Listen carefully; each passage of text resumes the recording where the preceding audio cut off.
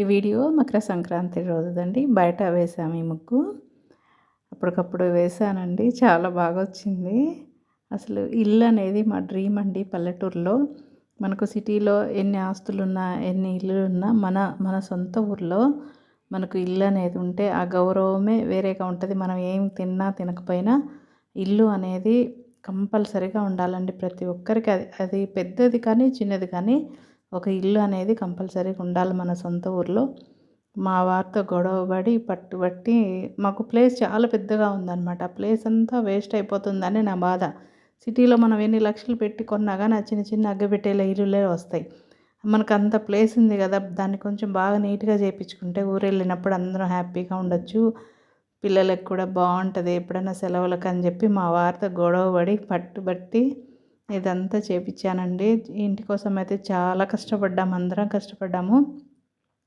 నా డ్రీమ్ అనమాట. మా ఊర్లో మాకు ఒక మంచి ఇల్లు ఉండాలనేసి.